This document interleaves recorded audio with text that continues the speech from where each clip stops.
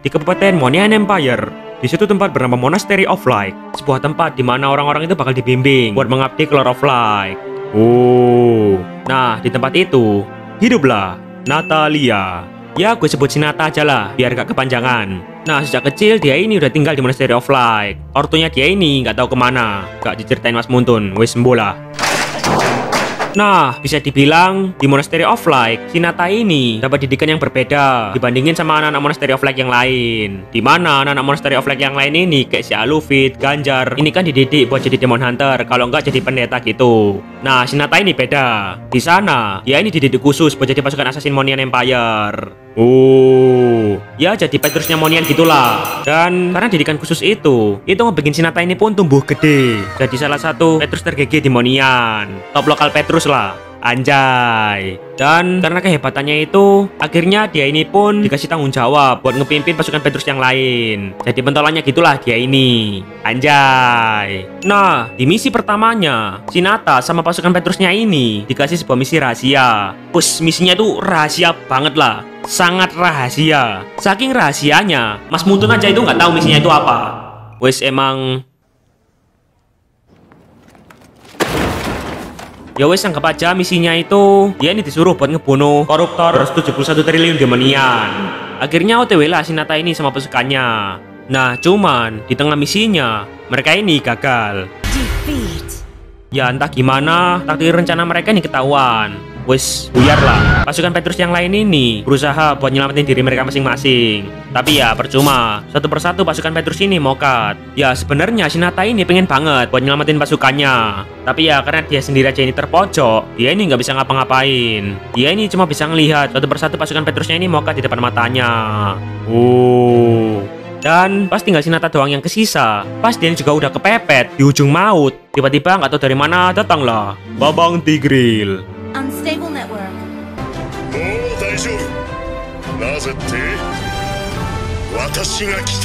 Dan dengan sikap, si Babang Tigreal ini pun langsung ngebantuin si Nata ini buat nyelamatin diri. Dan mereka ini pun selamat, anjay. Nah cuman ya itu nggak ada satupun pasukan Petrusnya si Nata ini yang selamat. Mokat semua lah di misinya. Dan semenjak kejadian itu ngebikin si Nata ini berubah jadi orang yang dingin, pendiam, jutek. Kalau ditanyain makan apa jawabnya terserah. Jadi ruwet gitulah dia ini. Hampir setiap hari dia ini selalu dihantui sama kematian rekan-rekan Petrusnya. Ya dia ini ngerasa kalau kematian rekan Petrusnya ini salahnya dia. Dia ini ngerasa kalau dia ini nggak terlalu kuat buat bisa ngelindungi mereka. Ya padahal si Babang Tigreal ini juga udah kayak nyemangatin si Nata gitu. Dia ini ngomong kalau udah lah Mbak Nata, ini bukan salah kamu kok. Tapi si Nata ini nggak berhenti buat nyalin dirinya sendiri. Dan sejak saat itu si Nata ini pun mutusin buat jadi solo player. Ya dia ini bertekad kalau dia ini bakal selalu ngejalanin misinya sendirian. Soalnya dia ini ngerasa kalau misal dia ini punya tim, hal itu malah jadi beban buat dia. Soalnya ya dia ini nggak bakal bisa melindungi rekan-rekannya.